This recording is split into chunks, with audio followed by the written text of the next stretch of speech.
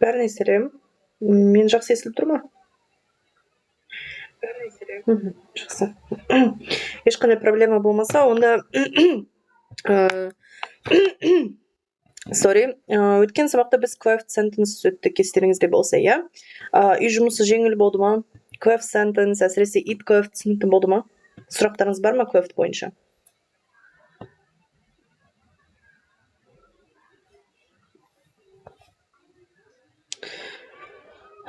Так, бәріне сәлем.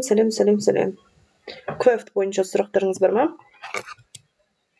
Окей, егер ешқандай сұрақтарыңыз, проблемаларыңыз болмаса, quiet оңай болса, бүгін біздің почти что предпоследний тақырыптарымыз, то есть бізде бір-екі тақырып қана қалды, сонымен біз тақырыптың бәрін аяқтадық. Ол қандай? Бүгін біз impersonal sentences және де inversion деген тақырыпты өтеміз. Impersonal sentence туралы сөйлейік. Тестте бұл нәрсе өте жиі келеді. Естеріңізге бүгін еще біз кішкене complex subject'ты түсінуіміз керекпіз, потому что complex subject примерно екеуі ұқсас болып келеді кей жағдайларда. Сонымен қарайық. Смотрите, бізде алдымызда 6 сөйлем бар, иә? Не дейді? Amina speaks 5 languages. Жарылқасын is eating KFC right now. Гаухар wants to sleep. Екінші бөлігінде it's pleasure to work with you. There is a book on the desk. One must cross the road on a green light дейді. Сіздер осы сөйлемдердің арасында қандай айырмашылық көріп тұрсыздар? Жазыңыздаршы, қандай айырмашылық? Амина 5 тілде сөйлейді. Жарылқасын дәл қазір KFC жеп отыр. Гаухар ұйқысы келіп отыр. Сенімен жұмыс жасаған приятно деген сияқты, приятно работать с тобой. На столе стоит, лежит книга, стөлдің үстінде кітап жатыр. Жолды жасыл свет жанған кезде өту керек деп тұр. Осы жақта ма бәрі дейді жоқ. Міне, дұрыс айтты. Бізде мына жақта іс-әрекетті кім жасаған белгілі деп тұр. Мына жерде қараңыздар. Амина, ол бастауыш, зат есім там, допустим. Және де не істейді? Іс-әрекеті тұр, сөйлейді. Кім? Жарылқасын не істейді? KFC-ді жейді, Кім? Гаухар не істейді? Хочет, то есть қалайды. Видите, мына жерде іс-әрекетті орындаушы бар. Мына жерде, в принципе, негізінде алып айтатын болсақ, it is pleasure деген кезде it деген нәрсе как бы зат есім рөлін атқарып тұр. Is это етістік, there деген зат есім is это етістік, one деген это бізде типа зат есім, must это бізде етістік, Но когда біз аударған кезде мыналарды это приятно работать с тобой или здесь деген сияқты нет. Бұл жерде біз бұны мына сөздер аударылмайды. It, there, one деген сияқты. Бізде просто приятно работать с тобой. Кому приятно? Маған приятно ма? Гүлназға приятно ма? Мерекеге приятно ма деген сияқты түсініксіз, Тура мына жерде на столе лежит книга, Просто на столе лежит книга. И соңғысында бір кто-то или он, она емес, просто нужно переходить дорогу, когда горит зеленый свет деп тұр, Сіздер мысалы, окей, сіздерге сұрағым бар. What is the weather like outside? Погода қандай болып тұр сыртта? Мысалы, бізде бүгін Алматыда күн ыстық, күн шығып тұр. It is sunny in Алматы, Сіздерде қалай? Кім басқа қаладан, или басқа жақтан? Соң мен айтам. It is sunny. It's warm. Warm емес, даже hot қой бізде. It's hot and sunny in Алматы. Сіздердің қалаларыңызда қалай? Біреу айтуы мүмкін, допустим, it is raining in London деу мүмкін, Біреу бізге Лондоннан қатысып отыр деп елестетейік. It is raining in London деп. Вот қараңыздар. It is raining in London, немесе it is hot. Бұл жерде бізде to be ол бізде етістік, Помните, мен сіздерге айтқан что сөйлем етістіксіз болмайды деп. Ал мына жерде кім жаңбыр жауып жатыр Лондонда? Біреу жаңбырды жаудыртып жатыр ма? Жоқ. Просто жаңбыр жауып жатыр деп тұрмыз. Но егер сіздер алғашқы тақырыпқа Қайтып барсаңыздар, мен сіздерге айтқан болатынмын. Ағылшын тілінде сөйлемде етістік болу міндетті, етістіксіз сөйлем дұрыс емес. Тура сол сияқты ағылшын тілінде не болу керек екен? Зат есім болу керек екен. Зат есімсіз сөйлем дұрыс емес болады. Жақсы ма? Сол үшін біз мына жерде it, there деген сияқты сөздерді қоямыз. То есть, по сути, Алматыда күн ыстық және күн шығып тұр. Кім не істеп тұр деген сияқты іс-әрекетті орындаушы жоқ, иә? Лондонда жаңбыр жауып жатыр. В Лондоне идет дождь, иә? Ал идет деген go деген сияқты бір сөз бар ма? Жоқ. Мына жерде просто it деген нәрсе. Осы нәрсе, достар, бізде impersonal деп аталады. Impersonal, то есть мына нәрсе бізде personal. Неге personal? Себебі орындайтын person бар. Мына жерде person бізде Амина, Жарылқасын, Гаухар, иә? Іс-әрекетті орындаушы. Ал мына жерде бізде іс-әрекетті орындаушы жоқ. Сол үшін бізде im деген префикс арқылы impersonal болып кетеді. Personal мен impersonalдың арасындағы айырмашылық сіздерге түсінікті болды ма? Осы екеуінің. Енді давайте қарайық. Бізде қараңыздар, sentence-дің негізі 3 түрі болады. Ол жаңағы мен айтып кеткен personal sentences, ол бізде impersonal sentences, және ол бізде personal indefinite. Жақсы, Декош, не түсінбедіңіз, айтыңызшы? Не нәрсе сізге түсініксіз болып тұр? Impersonal мен personalдың айырмашылығы ма, или сөйлемнің құрылуы ма? Егер сөйлемнің құруы болса, біз қазір оны өтеміз. Айырмашылығы бойынша. Именно не нәрсе сізге түсініксіз болып тұр? Я сөйлемнің, я екеуінің айырмашылығы, или я сөйлемнің құруы ма? Қайсы? Мен сізге екі вариант түсіндім ғой.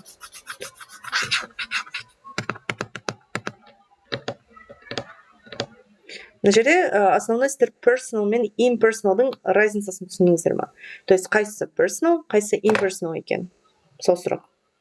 Құруын мен қазір сіздерге көрсетемін. Әлі құруын әлі үйреткен жоқпын.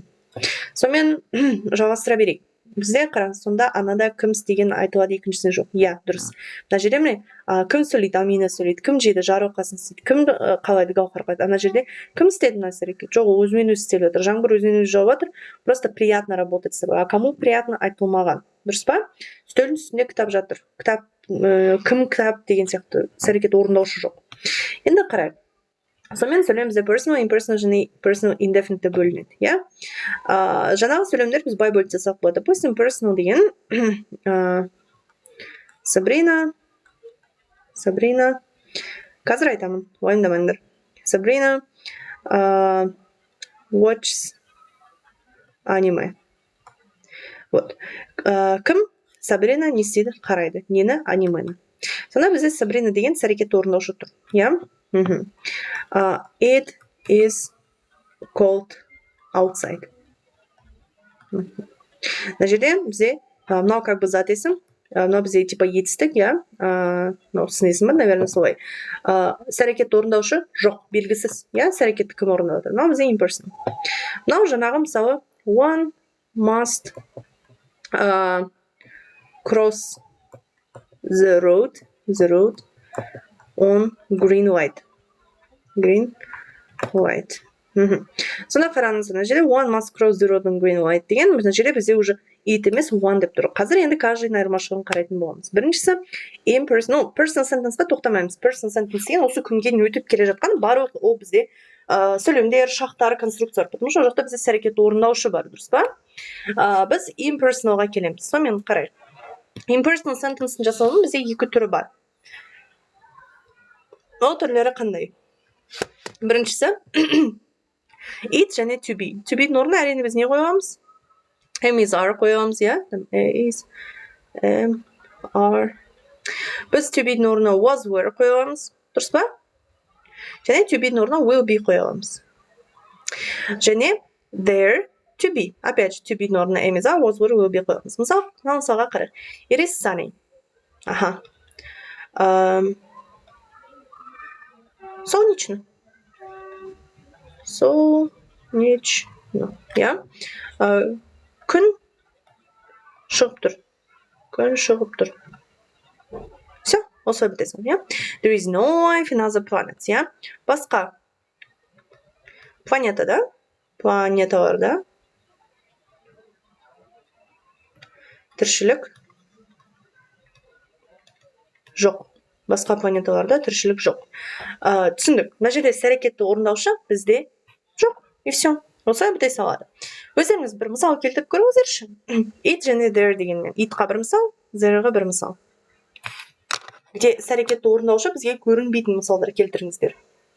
То есть бізге неизвестно, кім іс-әрекетті орындады. Давайте мен сіздердің мысалдарыңызды күтемін, потом ары қарай жалғастырамыз.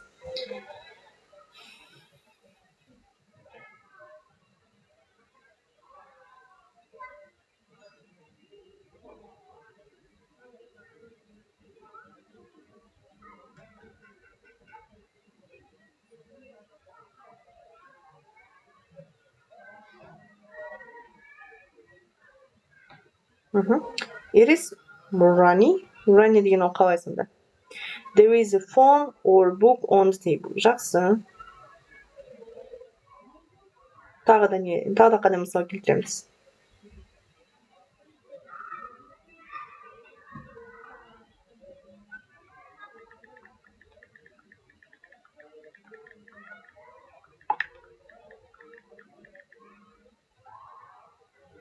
It is dangerous. Ну, тоже жақсы, я. Это опасно. Тағы да кім қандай мысал келтіреді?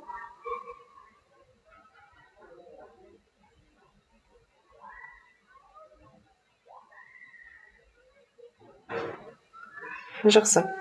There is 7 days a week. Жақсы және, бірақ there is емес there are. Хорошо? Потому что 7 күні 7 days деп көпше түрде алып отырсыз ғой. Сол үшін there are 7 days a week десеңіз болады. It was a good job болады ма? Yeah, it was a good job деген тоже болады. Жақсы.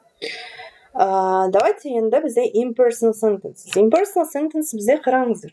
One, they, you және we дегендермен басталады екен. Бірақ енді қараңыздар, негізі мынау impersonal, мынау не просто impersonal, так, sorry, мен надо редактировать еткенде ұмытып кеттім. Бұл indefinite personal sentences ғой. Вот, indefinite personal sentences деген қалай деген сұрақ болды, ол білмеймін былай. То есть бізде one, they, you, we мен бастады. Енді сіздер сұрайсыздар. They, you, we деген по сути біреуді көрсетіп тұр ғой. We деген это біз, you деген это сен, they, иә. Но мына жерде біз осы сөздерді қолданғанымызбен біз именно кім екенін білдіріп тұрған жоқпыз. То есть we это я не означает, we десем это не значит, что мен және менің қасымдағы досым деген сияқты. Я, we это жалпы біз, біздің жақта деген сияқты, иә. Допустим, диалекттер, иә. Мысалы, біз жақта пиязды сарымсақ дейді. Сарымсақ деген негізі чеснок, біз жақта. Вот. И это не означает, что тек қана мен және мен отбасым пиязды сарымсақ дейміз. Это значит, что біздің мекенде, иә. Немесе біз жақта еще қарбызды қауын дейді. Вот. Осы сияқты. Мысалы, they, это опять же олар. То есть мен нақты екі адамды ана жақтағы анау және мынау деп отқан жоқпын. Мысалы, мен айтамын, Ақтөбе жақта олар сөздерге шеш деген жауады. Айт шеш, қой шеш, бүйт шеш деген сияқты. То есть, видите, one деген не мағына білдіреді мына сөйлемде. One деген ол мағына білдірмейді. Вот в чем прикол, иә? Просто, міне қараңыздар, давайте мысалға қарайық. One must wash hands before meals, иә? Следует мыть руки перед едой. Яғни, тамақ ішер алдында қол жуу керек депті. Көрдіңіздер ма? То есть, тағы да не десек. На жерде one деген бізде аударылмайды. Бұл просто как бы зат есімнің рөлін атқарып тұр. Помните, допустим, he is happy дегенде, міне, мына бізде етістіктің рөлін атқарып тұр ғой. Бірақ аударыла ма? Он счастлив дегенде. Жоқ, аударылмайды, қалып қалады, скипается, да?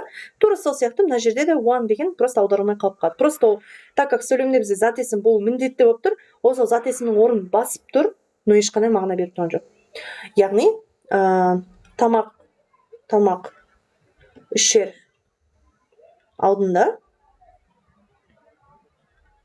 қол жуу керек. Қол жуу керек. Оңай ма екен? Оңай, иә? Келесі. They call it procrastination. Прокрастинация деген это ертең жасайын деп бүкіл нәрсені кейінге қалдырып отыру. Жақсы ма? Сонымен, they call it procrastination.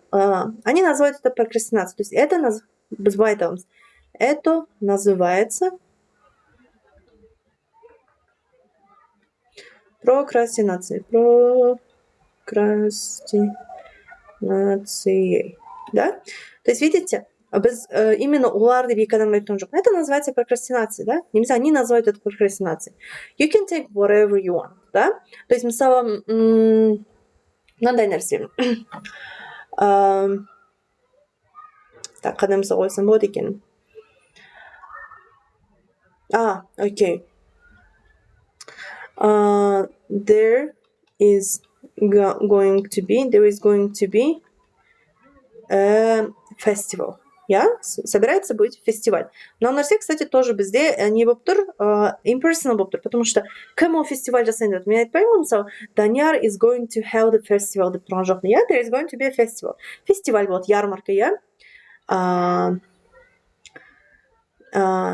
in the нет.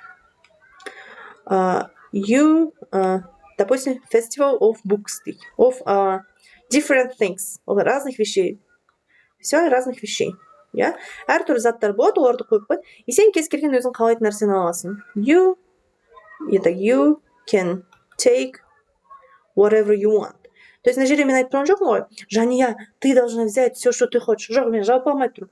Ты можешь взять, то есть люди могут знать, вы можете взять все, что хотите. Хорошо? Қалаған нәрсені алмасыңдар деп. Келесі. We use phones to share a movie. То есть, we деген, опять же, тура біз деп тұрған жоқпын, просто мы используем телефоны, чтобы снимать кино. Телефоны используются, чтобы снимать кино. То есть, біз түсіндік. Негізі достар, indefinite personal sentences, міне мына нәрсе тестта өте сирек келеді. Сирек. Ең көп келетіні міне мынау келеді бізде. It пен there. Хорошо? Так что не паникуем. Және бізде еще impersonal passive деген тақырып бар. То есть осы impersonalдың бірақ пассивный формасы. Ол қалай? Impersonal passive бізде, смотрите, всегда it плюс to be плюс етістіктің үшінші формасы ed. Осы формада келеді. Смотрите. It is said that Arhat is 40 years old woman from Taiwan. То есть говорят, что Архат на самом деле 40-летний мужчина из Таиланда. А кто говорит, біз білеміз бе? Архат туралы бұл өзекті таратып жүрген. Біз білмейміз, дұрыс па? Әйтеуір говорят, что Архат это 40-летняя женщина из Таиланда. It is believed that Arslan online students will get more than 120 on their tests. То есть верят, что или считают, что студенты Арстан онлайн получат больше 120 на своих тестах. Түсінді ма? Кім үйтіп ойлап жатыр, кім үйтіп сеніп жатыр, біз білмейміз. Әйтеуір сондай бір өсектер тарап жүр. It's known that vegetables are good for our health. То есть известно, что овощи полезны для нашего здоровья. То есть қараңыздар, барлығында бізде it is said келіп тұрған формулаға it is to be, және етістің үшінші формасы. It is етістің үшінші формасы. It is етістің үшінші формасы. То есть бізде барлығы формаға сәйкес келіп тұр. Біз мынаны төрт жақта қоя аламыз негізі. Біз былай айта аламыз. Допустим, present simple. Негізі любой жаққа қоюға болады, мне кажется, көрейікші. It is said that she speaks. Да? Speaks Russian. Говорят, что она разговаривает на русском. Present continuous.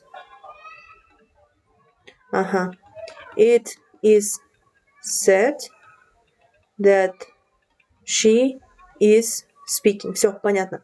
Соны қараңыздар. It is said that, said'тің орнына thought, believed деген сияқты сөздер қойсақ болады. That қоямыз, И мына жақта уже кәдімгідей сөйлем кетеді. Кәдімгідей сөйлем шақпен subject плюс verb деген сияқты. Present simple, past simple, present perfect без разницы. Impersonal passive пен жалпы passive, personal, impersonal sentence'тарын жасауын үйрендік па? Impersonal sentence, indefinite impersonal sentence және impersonal passive жасап үйрендік па? Егер бәрі түсінікті болса, пожалуйста, плюсик жіберіңіздер.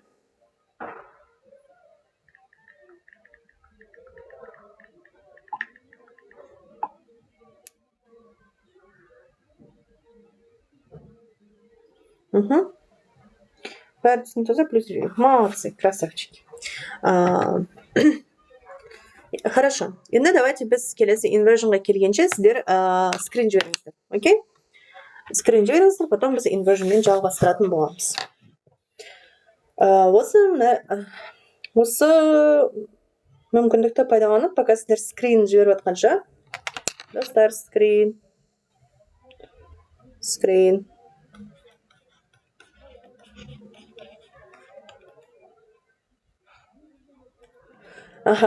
Біз уже тақырыптың барлығын бітірдік. Ары қарай не істегілеріңіз келеді. То есть уже біз тест талдайтын боламыз. Бірақ біз тек қана тест талдай берсек, іштеріңіз біз кетпей ма? Тақырыптарды қайталайды дейсіздер. Хорошо, но бізде кейбір қайталауды қажет етпейтін де тақырыптар бар ғой. Мысалы, present simple деген сияқты, иә? Там conditionals, мысалы, conditionals қажет ету керек шығар. Қандай ұсыныстарыңыз бар? Достар? Иә, осыдан кейін бір тақырып қалды, потом болды, бітті.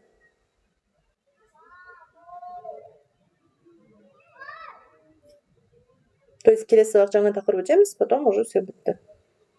Сонымен қандай идея бар сіздерде? Не жасауды ұсынасыздар? Нұсқа талдайық, іш піспайды. Мында қайталаймыз бәрін. Жақсы. Іштеріңіз піспаса, пожалуйста. Басындағы prepositions деген сияқты тақырыптар өте идиомалар деген. Prepositions, келесі тақырып бізде prepositions шынымен де. Потом, мақалдарды мен сіздерге қалай жатқызсам болады екен? Мақалдар тоже келесі сабақ. Мақал идиомы барлығы бір ғой, по сути. Келесі сабақ может бютик. Келесі сабақ біз типа тест жасаймыз, но тест чисто мақалдар бойынша, наверное, болады. И ол мақалдарды параллельно сіздер жазып алып, жаттап отырасыздар, жақсы ма? Комплекс болып қайталайықшы, жақсы. Сіздерде староста деген нәрсе бар ғой, иә? Староста, пожалуйста, бүкіл қандай тақырыптарды қайталау қажет етеді, барлығынан жинап, кураторға жазып жіберіңіз. Хорошо, куратор маған списокті жіберсін. Контекстпен жұмыс жасайық дейді, жақсы. Антоним, синоним, идиома дегенді жаттау керек. Только тест алсақ жұмыс біз кетеді, нұсқа талдау дейді. Видите, у всех разные эти. Essential words жаттап жүрсіздер ме сіздер?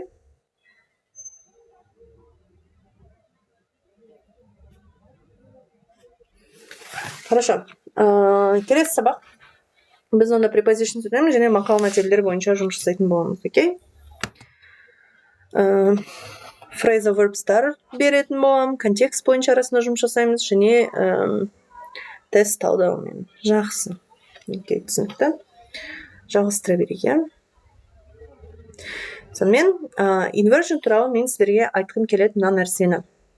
Негізі, тестта inversion почти келмейді. То есть 95-98% вероятность бар, что ол келмейді. Но бірнеше рет болып қалған, что пробныйда ма тест-центрдің бір жерде келіп қалған ол. Бұл жерде енді бізде сақтанғанды Құдай сақтайды дейді ғой, так что оның келу-келмеуіне қарамастан біз бұл тақырыпты өтіп, біз бұл тақырыпқа дайын болуымыз керекпіз. Хорошо, потому что мектептің программасында бар, және оны в любой момент олар алып тестқа тығып жіберуі мүмкін. Так что біз инвержнді білуіміз керекпіз. Хорошо. Енді инверsion деген не? По сути, inversion speaking'та дым қажет емес нәрсе ғой бізге. Және де сонымен қатар inversion ол более әдеби тіл. Яғни өлең жазған кезде, бір шығармалар жазған кезде ағылшын тілінде пайдаланатын структура. Неге inversion дейді? Яғни себебі бізде сөйлемде сөздердің орны ауысып кетеді бұл жерде. Ол қалай? Бірінші біз неге inversion не үшін қажет екенін түсінейік.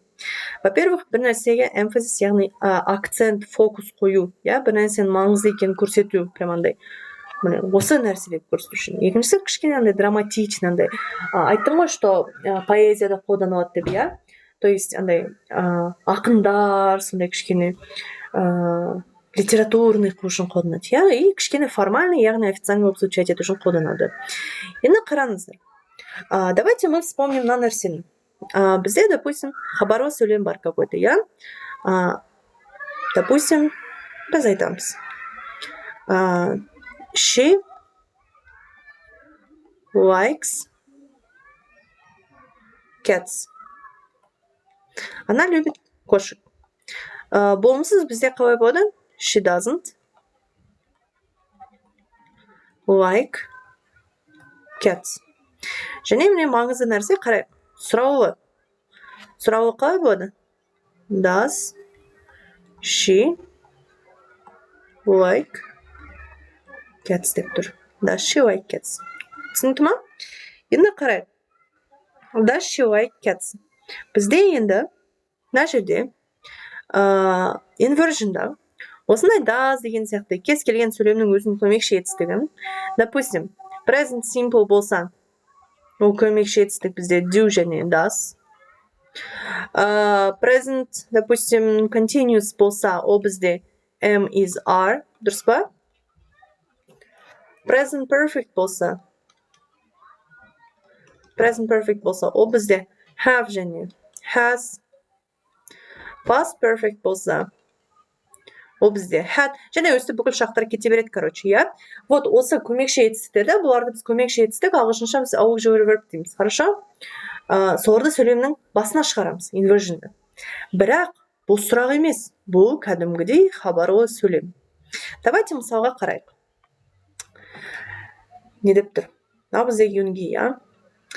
Never have I seen such a handsome man. На жерде мен қалай тұрам? Я могу сказать просто, I have never seen such a handsome man. Я еще никогда не видела такого красивого человека, да? А я могу сказать, никогда еще в жизни не видела я такого красивого человека. Видите, уже кішкене басқаша болып кетті, я? То есть, я никогда в жизни не видела такого красивого. То есть, я никогда в жизни не видела такого красивого человека. Еще никогда в жизни не видела я такого красивого человека. Видите, разница бар уже более такой, более, қалай айтса болады екен, драматичный, я, более литературный. Сонда қараңыздар. Негізі, мына сөйлем былай ғой. I have never seen such a handsome man.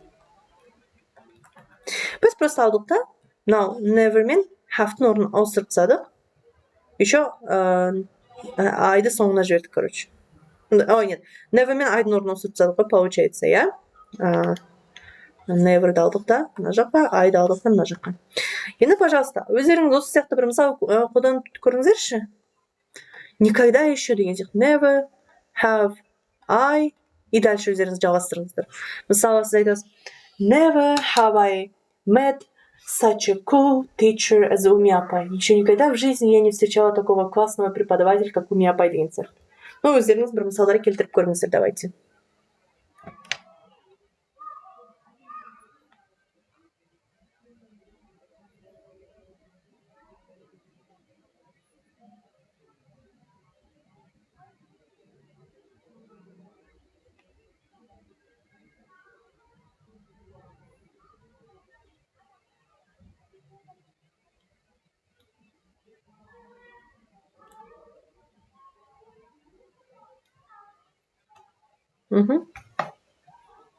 Давайте сіздердің мысалдарыңызды күтемін, хотя бы 4-5 адам жазсын, потом ары қарай жалғастырамыз.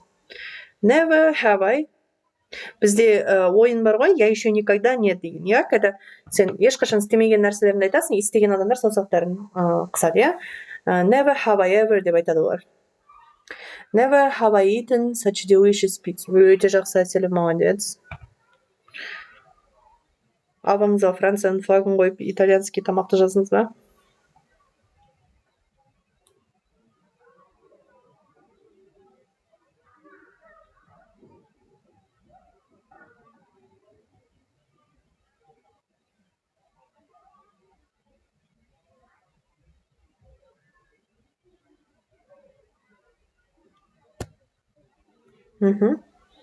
Never have I seen such a beautiful place. Жақсы, жақсы. Тағы да қандай мысалдар бар? Давайте. Давайте, ребята, не тормозим. Еще. Екі-ақ адам жазып отыр неге? Never have I seen such a beautiful teacher like... Ой, ұятасыңдар ғой. Еще. Beautifulдан басқа. Мысалы біз айтамыз, never have I Heard such an amazing song. Я никогда еще не слышал такой прекрасной песни. Never have I thought about dating him. Никогда я еще не думала о том, чтобы встречаться с ним деген сияқты. Жақсы, хорошо. Біз жол жи берейік. Почему-то 32 адам ішінде үш-ақ адам мысал жазып отыр бізге. Сонымен бізде оның паниковать етпей қойыңыздар, себебі формуласы бар. Формула қандай? Бізде мына жерде adverb тұрады, бірінші. Бірақ adverb, он не просто какой-то бір adverb, а именно negative adverb. Negative, то есть андай редко, никогда, почти нет деген сияқты. Хорошо? Осындай negative adverb жүреді. Потом көмекші етістік. Я жаңа never, мысалы бізде never деген болды. Have деген көмекші етістік, дұрыс па? Never have I thought such a difficult English. Тоже келеді примерно. Have, потом subject, кім, я, и потом уже негізгі етістік. Main verb десек болады немесе бұны. Міне қарай. Rarely does she speak to him. Изредка разговаривает она с ним. Я? То есть міне rarely деген бізде adverb кеп тұр ғой. Auxiliary verb деген бізде. Does кеп тұр, я? Subject she кеп тұр. И және де verb бізде speak кеп тұр, я? Not only деген adverb бізде, я? Do это бізде auxiliary verb, I это subject, study етістік. But, короче, not only'дің жалғасы екеу всегда бірге жүру керек. То есть not only, but, yeah, but also I work with. Не только я учусь, но еще и работаю на полную ставку. Түсінді ма? Never have I gone such a large city like Paris. Хорошо, болады. Вот. Енді қараңыздар, мына формуламен біз құрастырамыз. Сіздер бұл жерде adverb орнына қандай сөздерді қоямыз деген сұрақ пайда болатын шығар. Оның орнына біз міне мынандай сөздерді қоямыз. Хорошо? Adverbs of inversionға, то есть hardly, never, seldom, rarely, only then, not only but, no sooner, scarcely, only later, nowhere, little, only in this way, in no way, in no account. Я, мысалы, мен айта аламын. Little did I know. Видите, did I know? Кәдімгі сұрақ сияқты, я? About his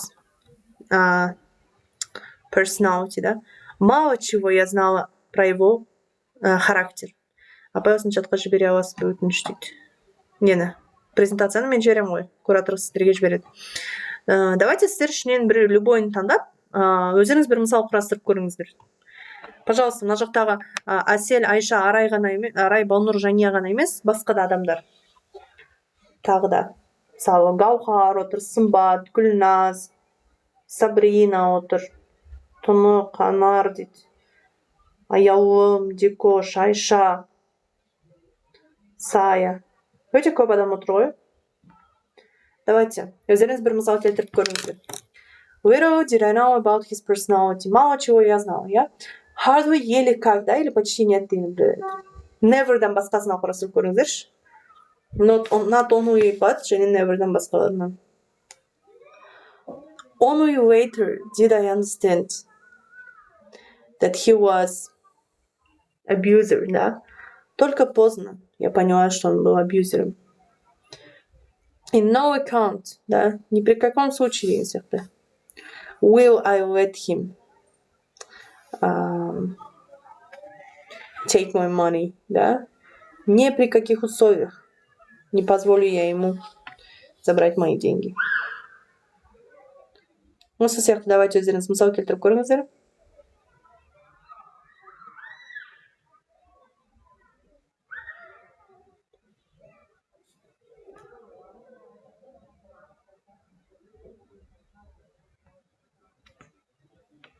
Я жду, пока сіздер чатқа жібересіздер.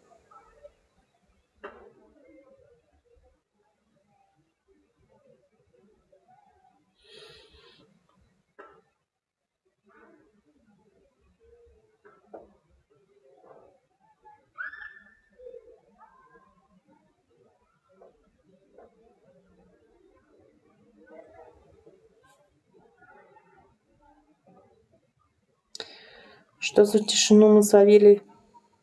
Идея жоқ дейма.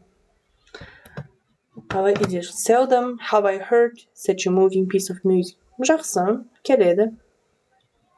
Просто кез келген сөйлемді осыған келтіре салсақ болады біз. Мысалы, нигде я не нашла такой вкусной пиццы деп айтсаңыз болады. Nowhere could I find. Нигде я не могла найти such a delicious pizza. Оны қараңыз, Алтынбекова дейді, сізде формула бойынша subject сөйлемнің басында тұр ма? Жоқ. Сөйлем басында adverb тұр. Значит, on way later деп бірінші adverbті қоясыз. On way later. Потом on way later out when I went to the store that I would get my... Не айтқыңыз келді сонда, мен вообще түсінбедім. Аудармасын айтыңызшы, не деп айтқыңыз келді? On way later out when I went to the store that I wouldn't get my money. Never I know his secret. Жоқ, Анар дұрыс емес. Анар, сіздікі былай болады.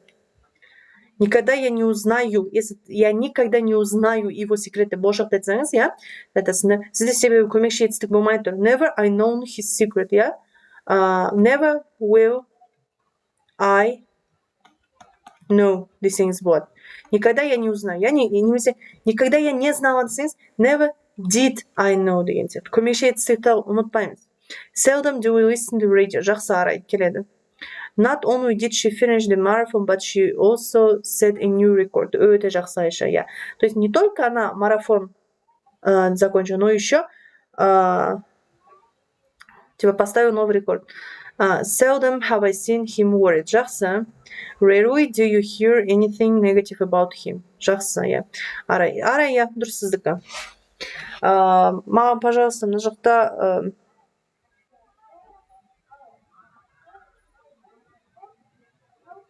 біреу жаңа удалить етседі ғой, біреу жаңа қате жазып еді, сол қайттан дұрыстап жазыңызшы. Хорошо, молодцы.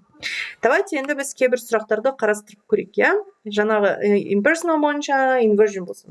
Басына impersonal болады, Rarely have I eaten better food. Жақсы келеді. People say that she's got divorced. Люди говорят, что она развелась. Мына жерде кто? Люди. Уже мынау бізде personal болып тұр. Дұрыс па? Енді осыны impersonal аударыңыздаршы, қайсы дұрыс болады? Міне.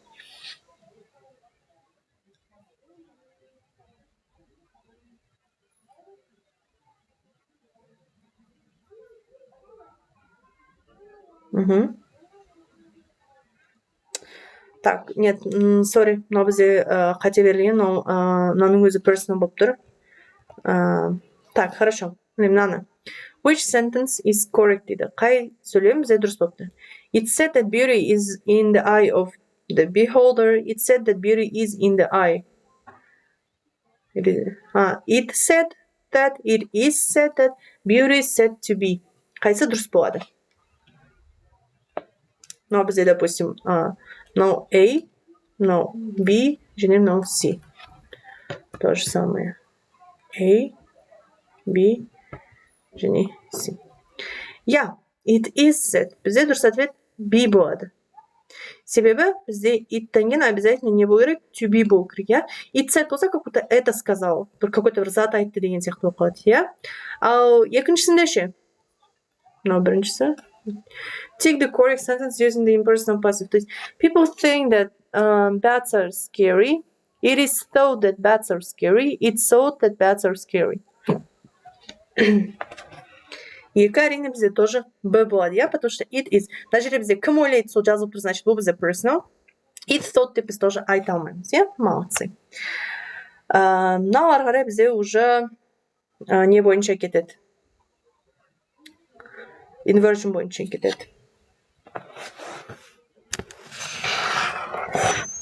Қайсы дұрыс болады бізде?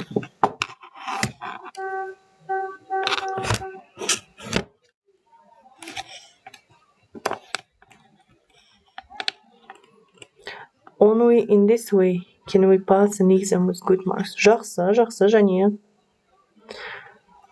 Так, мынау бізде А, Б, С, Д болсын.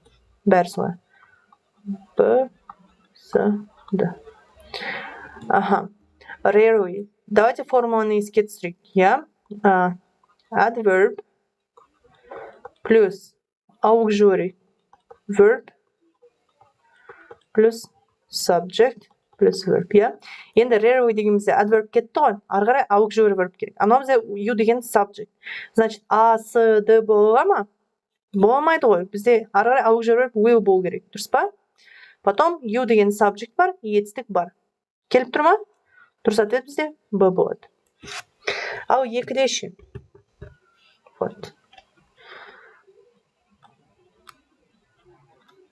Received low degrees as today. Я, то есть никогда женщина еще, ага. Біз білеміз, что бірінші never болу керек, значит, мына екеу, ага. Потом ары қарай бізде auxiliary verb кету керек. Қайсында бар? Бұда бар. Have so many women. Я. Кеттік үште.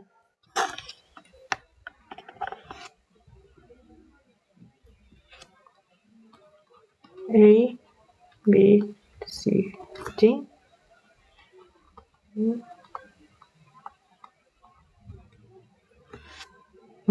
Что не болады? The environment gives us air to breathe, but also it filters out harm rays дейді.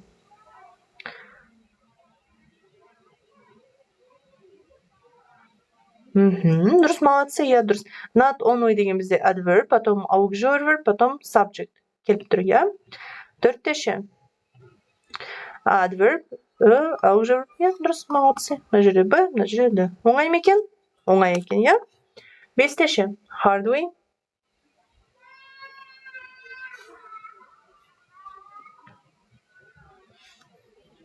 Entered the office when he realized he had forgot his wallet.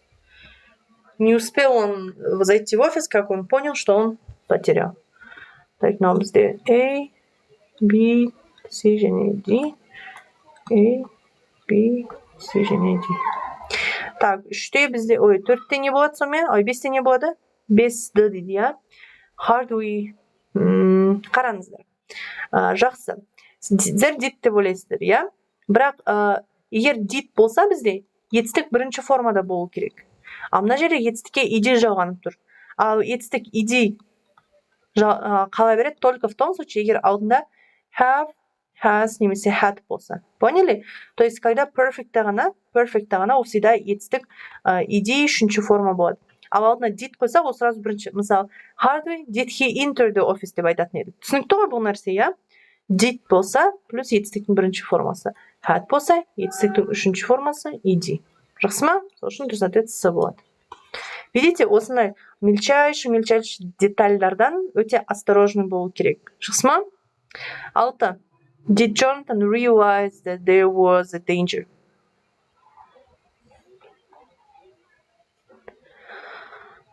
Только после того, как он зашел в магазин, Джонатан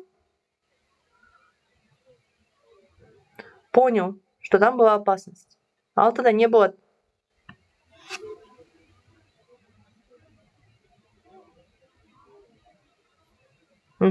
Достар. Только после того, как он зашел в магазин.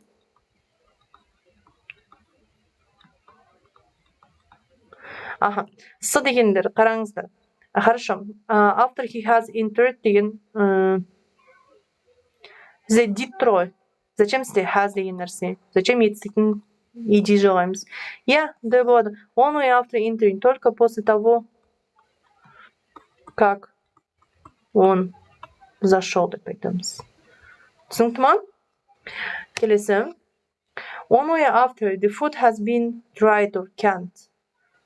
Stored for later consumption. То есть только после того, как еда была там посушена и законсервирована в бутылку.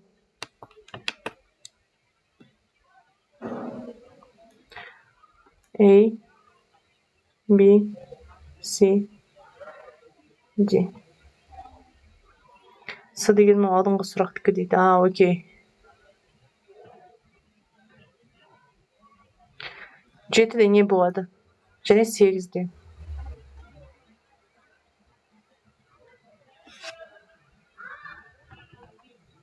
Жеті B дейді. Қараңыздар. Only after деген мына нәрсе бізде adverb. Потом бізде auxiliary verb керек және subject керек. потом verb керек. Вот мына жерде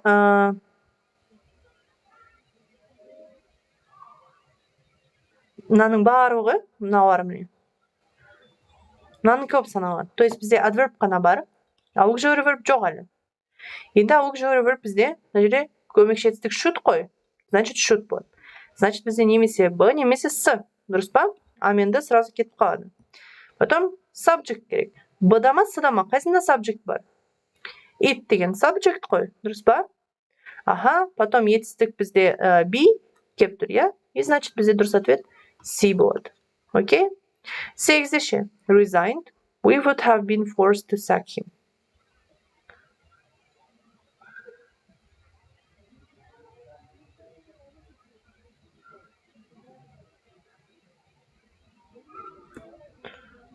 Так, мынау кішкене бір түрлі екен, иә, 8.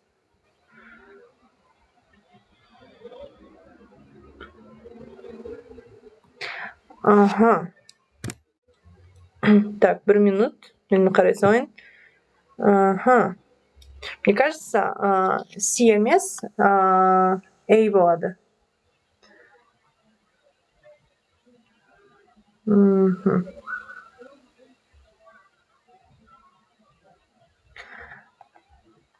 Так. Если бы не подписал он, мы бы заставили его обмануть. Да, мне кажется, A больше кеп тұр. Had he not resigned. Потому что had he resigned деген кішкене бір түрлі болып тұр ше. Ну ладно, но пока қала берсін. Окей. Сонымен, достар, біз бүгін inversion және impersonal sentence'ларды өттік, я? Сонымен impersonal sentence туралы бізде непонятно болды. Что бізде personal және impersonal бар. Impersonalда бізде іс-әрекетті орындаушыны көрсетпейміз, я? Ол көбінесе бізде қандай? It және there дегенмен басталады, я? It is, it was деген сияқты, there is, there was деген. Кейін біз тест талдағанда, тесттің ішінде impersonal келгенде көретін боламыз қалай келетін, жақсы ма? Indefinite personal бізде one, they, you және women келетін, ол редко келеді тестта. Ал impersonal passive деген it is said, it is thought, it is believed, it's known деген сияқты, я? Известно, думает, читает деген сияқты формада. Арғы inversion бізге не үшін керек екен түсіндік, қалай жасалатынын тоже түсіндік формуласын, что бізге обязательно сөйлемнің басына adverb қою керек, яғни какой-то бір негативный adverb я, типа редко, почти никогда деген сияқты ары қарай көмекші етістік, ары қарай бізге қою керек subject және етістікті, я? Уже қандай adverbтер керек екенін көрдік, мен презентацияны сіздерге жүремін, және тест жасады. Сұрақтарыңыз бар ма? Осы impersonal бойынша, немесе inversion бойынша қандай сұрақтарыңыз бар? Impersonal не inversion бойынша?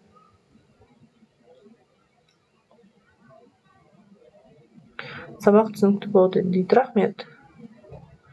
Негізі көбісі бұл тақырыптарды қиын дейді, но түсініп алсаңдар реально оңай. Бірақ жоқна көш. Жақсы. Онда біз келіскенде келесі сабақтарда біз соңғы тақырыптарды өтеміз, уже мақал мәтелдерді, phrasal verbsтерді және басқа да солар жаттап тест талдайтын боламыз. Хорошо, дайын болыңыздар онда. Потом бүкіл өткен тақырыптар бойынша сіздерден зачет алынатын болады еще. Оны көремін қалай жасау керек екен. Useful. Окей, рахмет. Бәріне пока. Презентацияны мен сіздерге жіберіп қоямын.